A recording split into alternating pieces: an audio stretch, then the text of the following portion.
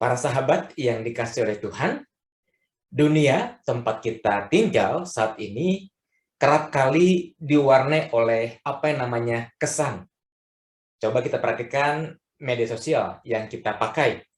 Apakah itu Instagram, Facebook, atau bahkan TikTok. Tidak sedikit orang ketika mau mengunggah foto ataupun juga video pada media sosialnya, maka mereka menggunakan fitur filter untuk memberikan suasana lebih cerah pada foto yang mau ditampilkan, atau menghilangkan kerut-kerut pada wajah, ataupun juga mengaburkan noda pada tubuhnya, supaya orang yang melihatnya tampak lebih cantik, tampak lebih ganteng, tampak lebih indah, padahal aslinya tidak selalu begitu.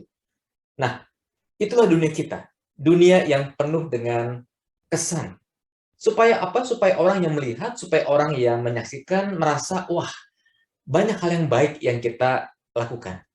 Pun begitu, foto-foto dari pasangan suami istri, orang tua dan anak menampilkan kesan seolah-olah di antara mereka harmonis, rukun, damai, kompak. Padahal kehidupan sebenarnya tidak selalu begitu. Ada kalanya mereka bertengkar. Atau bukan tidak mungkin saat mereka berfoto justru mereka baru saja bertengkar hebat.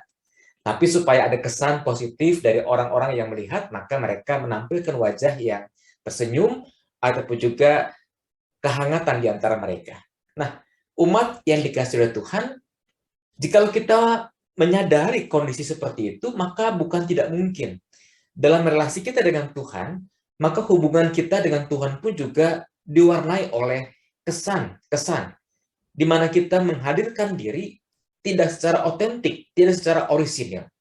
Kita menghadap Tuhan seolah-olah kita baik, seolah-olah kita tidak berdosa, ataupun juga dalam relasi kita dengan Tuhan, kita berelasi bukan karena kita mengasihinya, tetapi karena kita ingin dilihat oleh orang.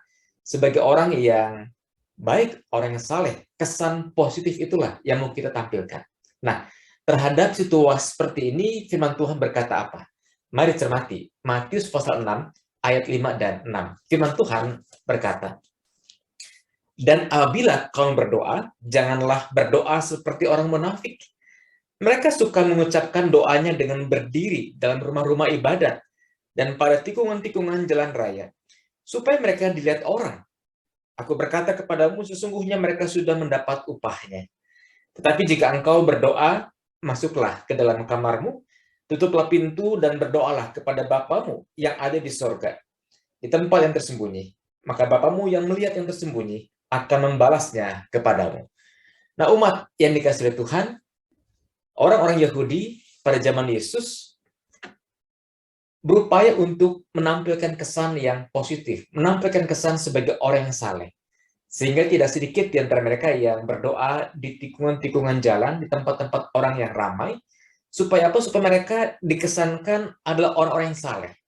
Nah, sikap yang seperti itu justru tidak berkenan di hadapan Allah menurut Yesus. Kalau kita dikatakan mau berdoa, pergilah ke tempat yang tersembunyi, berdoalah kepada Bapamu di sorga. Nah, yang mau dikatakan adalah bahwa hubungan kita dengan Tuhan adalah hubungan yang personal, bukan sebuah hubungan yang layak untuk dipertontonkan, diperlihatkan kepada banyak orang. Apalagi mengesankan kita sebagai orang yang saleh, padahal kita adalah orang yang berdosa. Lagi pula, kalau kita berupaya untuk menimbulkan kesan yang positif di hadapan Allah, apakah Allah tidak mengetahui sisi gelap, sisi kelam dalam diri kita? Tentu Allah tahu. Tidak ada yang bisa disembunyikan dari diri kita di hadapan Allah yang Maha tahu itu. Oleh karena itu, otentisitas, sikap yang orisinil dari diri kita sangatlah perlu kita bawa ketika kita datang ke hadapan Tuhan. Tuhan adalah pribadi yang Maha tahu. Tapi justru ketika kita bersikap otentik di hadapan Tuhan, maka kita pun juga akan terbiasa untuk bersikap otentik di hadapan pasangan kita, di hadapan anak-anak, di hadapan sesama kita. Sehingga value-value atau nilai-nilai dunia yang seringkali berpihak pada kesan justru tidak mempengaruhi diri kita, sebab kita berupaya untuk menghadirkan value yang sejati yang Tuhan ajarkan, yaitu otentisitas. Sahabat yang terkasih, selamat menjadi pribadi-pribadi otentik. Janganlah tergoda oleh value-value dunia yang hanya melihat pada kesan atau sisi luar, tapi kita sungguh mau mencermati apa yang ada di dalam diri kita. Sehingga apa yang baik yang kita tampilkan itu juga terpancar dalam kehidupan kita sehari-hari. Kiranya Tuhan memberkati kita. Amin.